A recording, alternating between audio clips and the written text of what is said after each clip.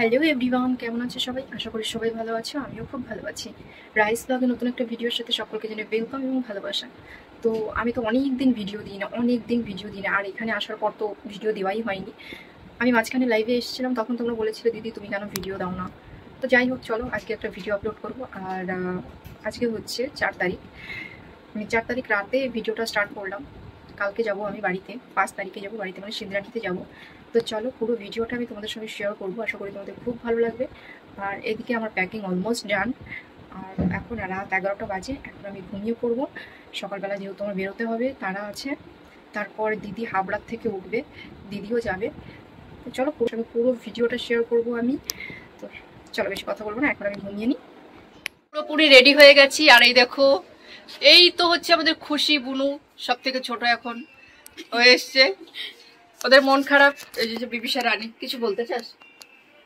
হাতে চলে আসবি না, তুই তোর ভাষায় বল। ব্যাং বলবো বল না, না বললে তুই কথা বল। না খুশি বল, কি বলতে চাস বল। আমি তাড়াতাড়ি আসবে না, মন ঠিক তো? আমি চলে যাচ্ছি, সেই উপলক্ষে কিছু বলে ভদ্রভাবে যা যা পাখি উড়তে দিলাম তোকে। আর আমি পুরোপুরি রেডি হয়ে গেছি।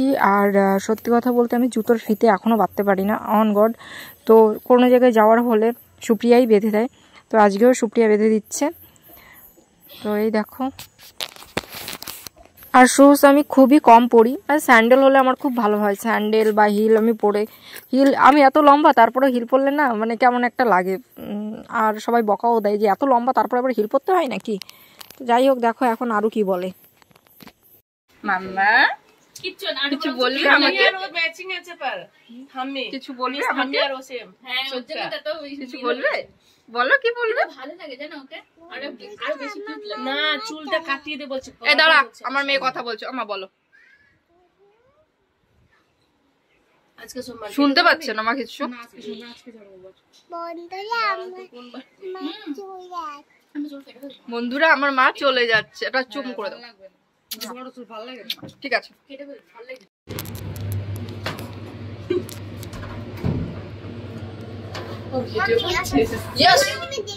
তো আমরা সবাই একসঙ্গে নিচে নামলাম। আর এই দেখো সুপ্রিয়া কি করছে। অ্যাকচুয়ালি আমার জুতোর যে ট্যাগটা ছিল ওটা আমি ছিঁড়ে ফেলেছি, বাট লাইলিংটা ছিল ওটা সুপ্রিয়া এই পোলের কণা দিয়ে কেটে দিল।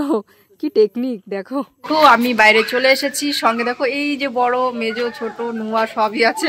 হাইটের দিকে না খুশি তো ছোটই, ও বয়সেও ছোট, হাইটেও ছোট, খুব ছোট।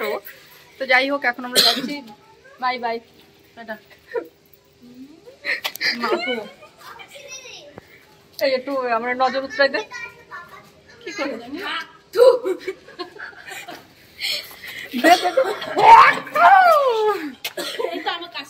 সরে যেতে। তো চলো আমি যেতে থাকি, টাটা।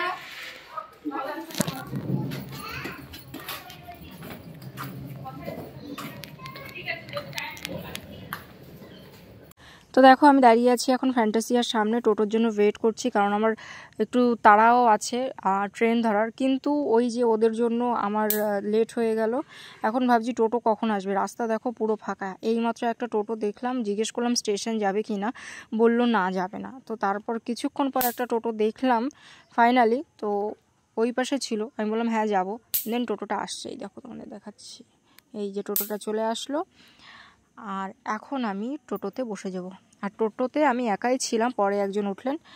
এই দেখো ফ্যান্টাসিয়া ছেড়ে আমি যাচ্ছি, এই দেখো দেখো দেখো দেখো। তো যাই হোক, আমার মাথা যন্ত্রণা করছিল খুব, তো এই কারণের জন্য আমি স্টেশনের কাছে একটা ফার্মেসি থেকে মেডিসিনগুলো নিলাম। এই দেখো একটা স্যারিডনের পাতা নিয়ে নিয়েছি, আর হচ্ছে একটা অ্যালার্জির ট্যাবলেট নিয়ে রেখেছি, কারণ যদি কখনো প্রয়োজন হয়। তো এই জন্য আমি অ্যাডভান্স মেডিসিন নিয়ে। তো দেখো এখান থেকে আমি সোজা যাবো টিকিট কাউন্টার, ওখান থেকে আগে টিকিট কাটবো। তো এই দেখো যাচ্ছি টিকিট কাউন্টারের সামনে আমি চলে আসলাম। টিকিট কাটা আমার অলরেডি হয়ে গেছে।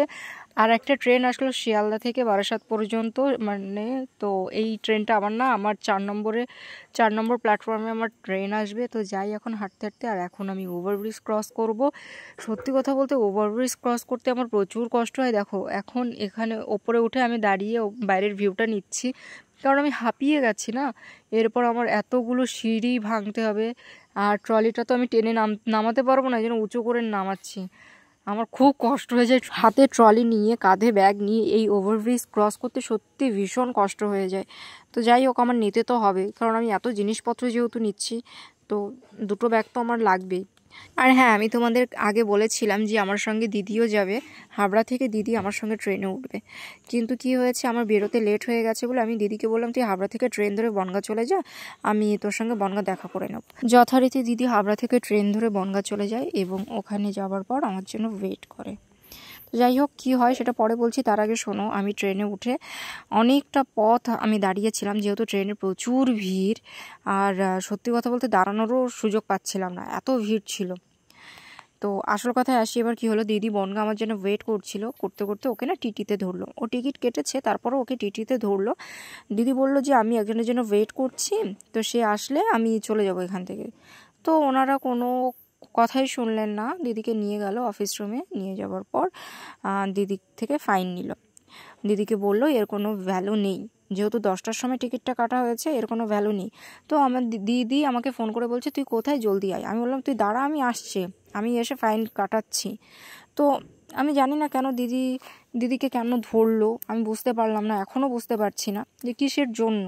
ও তো টিকিট কেটেছিল, সে যাই হোক ধরেছে। ইভেন দিদির হাজব্যান্ড কী করে সেটাও জিজ্ঞেস করেছে, পয়সাও নিয়েছে। আমি আসার আগে পর্যন্ত এগুলো হয়ে গেছে। আমি আসলে সত্যি কথা বলতে আমি না জিজ্ঞেস করব, ও তো 10টার সময় টিকিট কেটেছে, আর এখন 12:30 মতো বাজে, আর এখনের মধ্যে মানে এইটুক সময়ের মধ্যে ওর ভ্যালু কি করে খতম হয়ে যায়। ওনারা বললেন যে এর কোনো ভ্যালু নেই। তো আমি এটাই জিজ্ঞেস করতাম যে ওর ভ্যালিডিটি কী করে শেষ হয়। মানে আমি তো জানি যে 12 ঘন্টা পর্যন্ত থাকে, আর আপ ডাউন কাটা থাকলে তো 24 ঘন্টা। তো কেন ধরলো আমি জানি না।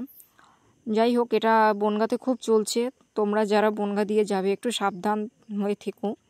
আমি আমার ভিডিওতে বলছি, ওখানের টিটিগুলো এরকমই করছে, কেন জানি না।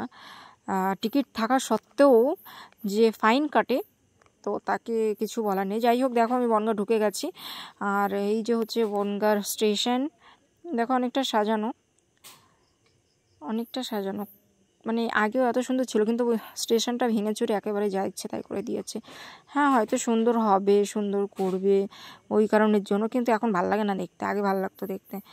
যাই হোক, আমি এখান থেকে জানলা দিয়ে ভিডিও তুলছিলাম, আর আমি দিদিকে খুঁজছিলাম, যেহেতু বনগাঁ আছে তো দিদিকে খুঁজছিলাম। আর এই দেখো ফাইনালি আমি ট্রেন থেকে নেমে দিদিকে খুঁজছি, তারপর এই যে অনেকক্ষণ পরে দিদির দেখা পেলাম। এই যে আমার দিদি ভিডিও করতে করতে আসছে, দেখো।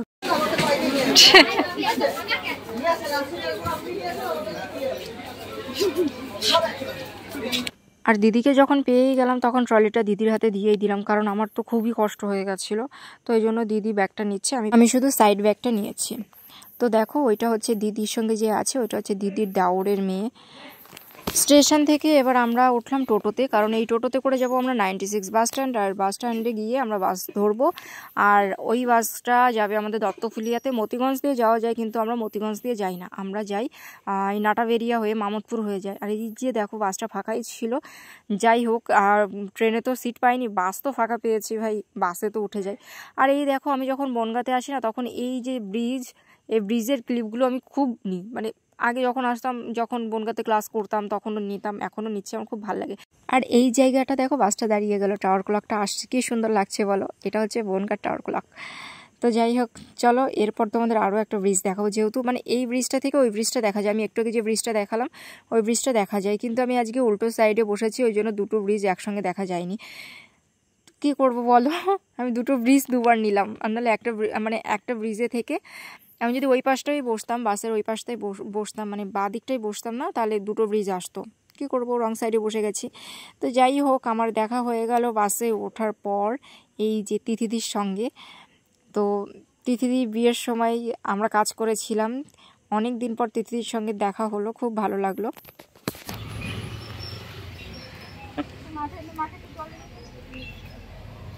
হরি বল, হরি বল।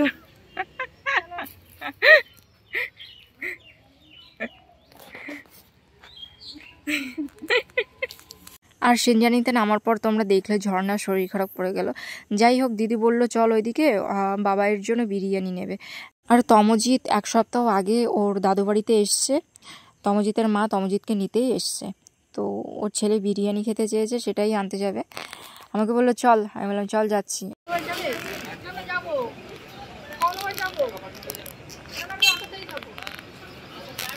ये देखो আমাদের স্কুল সিনজানি সাবিত্রী উচ্চ বিদ্যালয়। সে ছোটবেলায় পড়তাম আমরা স্কুলে।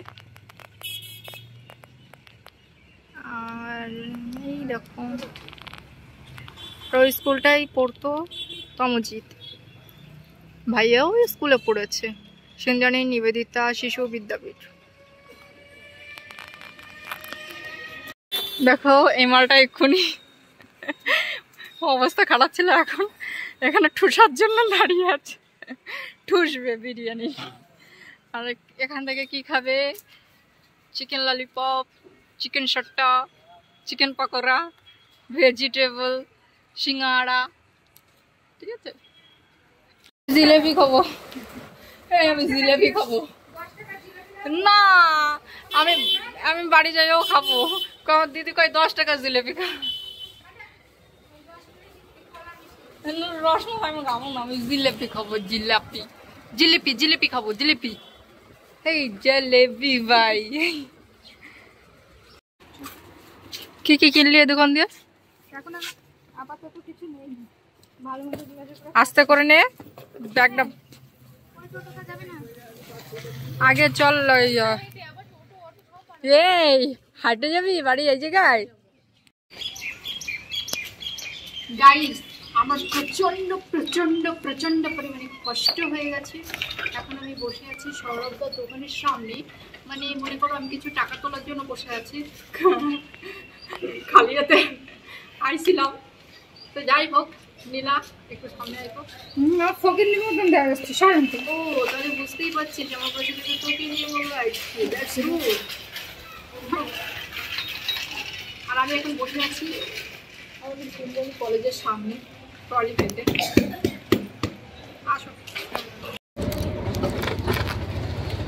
এই রিন্টু সোনা।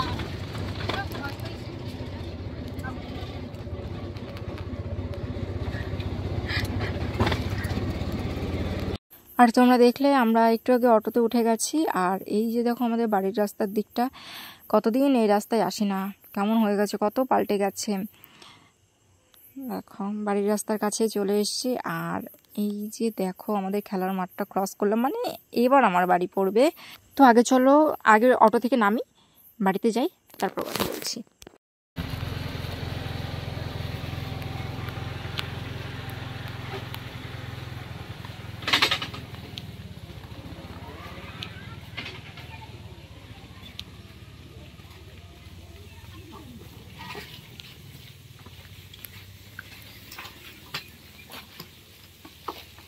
তো দেখো আমি বাড়িতে চলে এসেছি। আর এখন যাবো আমি স্নান করতে। তো আগে যাই স্নানটা সেরে আসি, কারণ প্রচুর টায়ার্ড, এত দূর থেকে এসেছি।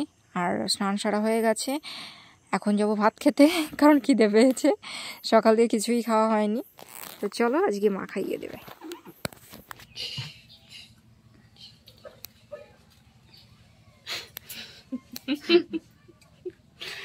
মা এখন আমাকে খাইয়ে দেবে। আর এই যেমন মা ভাত মাখাচ্ছে হচ্ছে উচ্ছে আর আলু ভাজা দিয়ে। তো খেয়ে নি। আমার ছোট গাল দিয়ে কিন্তু আমি ক্যামেরা করতেছি।